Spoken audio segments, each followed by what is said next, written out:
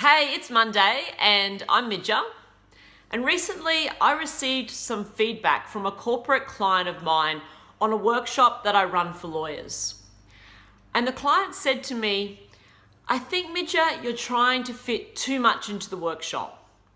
And it might be more effective if you just covered one or two of the topics. And I thought about the feedback and it really resonated with me. And on Saturday, I had the opportunity to run the workshop again. And it was great.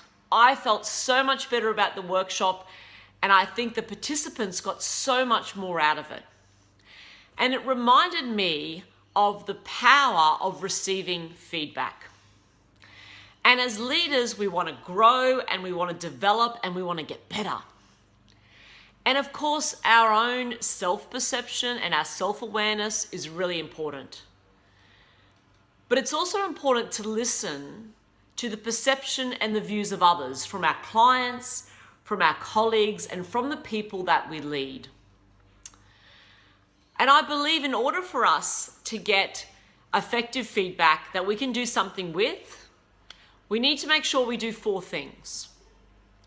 So the first thing is, we need to actually ask for feedback. So be really proactive about it and not just sit in our office and wait for the feedback to come to us. No news is good news? I don't think so. I think we have to make asking for feedback a habit that we do every single week.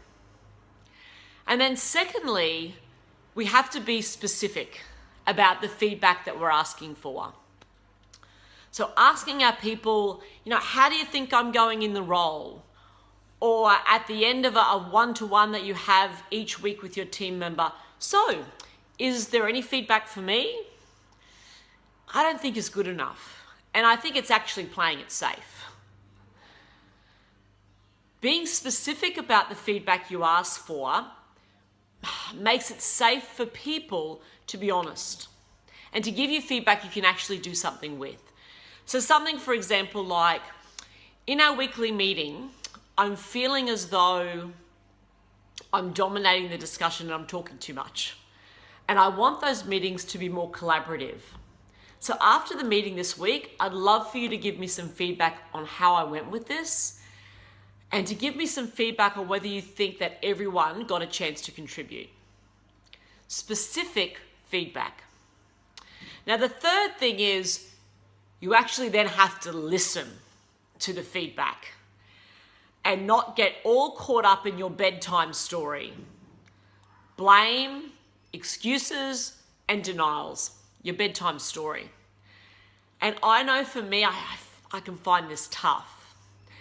And I remember a colleague of mine, a training coordinator, trying to give me feedback a few years ago on some assessments that I had marked. And she thought that there was some inconsistency with my marking. And before she could even finish giving me the feedback, bam, there was my bedtime story. And I was blaming and I was denying and all of it.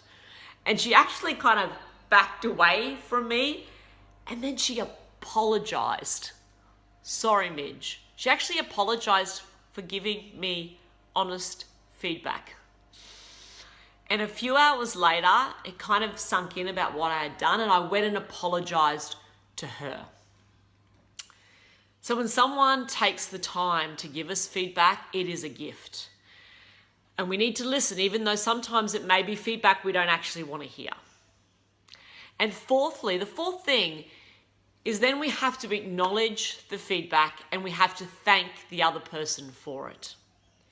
Now, what we do with the feedback, we may decide to do something, we may not, but we need to share this with the person that has given us that feedback, given us that gift. And the byproduct of asking for feedback and receiving it is that we build relationships of trust and of honesty. I'm MIDJA. Bye.